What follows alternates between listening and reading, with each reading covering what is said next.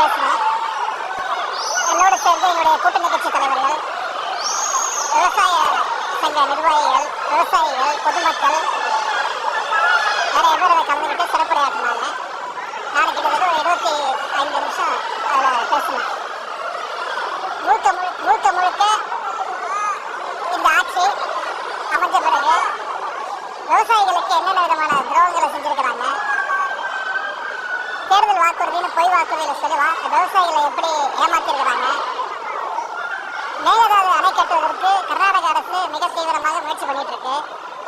அங்க இருக்கக்கூடிய முதலமைச்சர் அனைத்து கட்சி கூட்டத்தை கூட்டி மேகதாது அணை கட்டுவோம் அப்படின்னு தொடர்ந்து சொல்லிட்டு இருக்கிறாரு. தமிழ்நாட்டுக்கு திறந்து விட வேண்டிய தண்ணியும் திறந்து விடல. எங்களுடைய தலைவர் முதலமைச்சராக இருக்கும்போது ஒவ்வொரு மாசமும் ஜூன் மாசம் 12ஆம் தேதி மேட்டூர் அணையிலிருந்து தொடர்ச்சியா ஏன்னு சொல்லப்போனா சில ஆண்டு ஜூன் 12க்கு முன்னாடியே இவங்களுடைய தலைவர் விவசாயிகளுக்காக தண்ணியை திறந்து விட்டுருக்காங்க. ஆனா 5 வருடங்களுக்கு பிறகு இந்த வருஷம் ஜூன் மாசம் போய் ஜூலை மாசம் போய் ஆகஸ்ட் மாசம் வந்துச்சு, இது வரைக்கும் திறக்கல. அதற்கான வக்கில்லை, இந்த அரசுக்கு தண்ணியை கேட்டு பெறுவதற்கு வக்கில்ல, கர்நாடகாவை எதிர்த்து பேசுறதுக்கு வக்கில்ல, தைரியம் இல்லை, தெம்பு இல்லை. எனவே இந்த முதலமைச்சர் இதுக்கெல்லாம் பதில் சொல்ல வேண்டும். சட்டசபையில் பேசும்போது சொன்னேன், அனைத்து கட்சி கூட்டத்தை கூட்டுங்க, இது ஒரு தனிப்பட்ட கட்சியுடைய பிரச்சனை கிடையாது, இது ஒரு நம்ம மாநிலத்துடைய அனைத்து விவசாயிகளுடைய பிரச்சனை, நம்ம அனைவரும் ஒன்றாக சேர்ந்து போராடுவோம், நம்ம ஒத்துமையை காட்டுவோம்னு தொடர்ந்து நான் சொன்னேன். அதற்கும் பதில் சொல்லலை.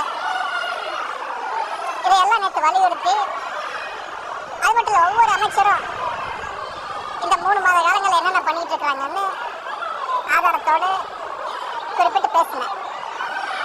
அதற்கெல்லாம் பதில் சொல்றதுக்கு தெம்பு இல்லாத, திராணி இல்லாத, வக்கில்லாத ஒரு முதலமைச்சர், ஒரு டம்மி முதலமைச்சர் நமக்கு வாச்சிருக்கிறார்.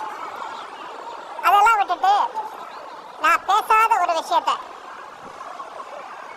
கட் காப்பி பேஸ்ட் பண்ணி சில விஷயங்களை ஆட் பண்ணி, நான் யாரையும் தவறாக பேசவில்லை, முழுக்க முழுக்க விவசாயிகளுக்காக தான் பேசினேன். நேற்று பேசும்போது சொன்னேன், இந்த அரசு குறிப்பா இந்த கட்சியை, இந்த தற்கொலை கூட்டமே அவங்களுடைய பாலிசியே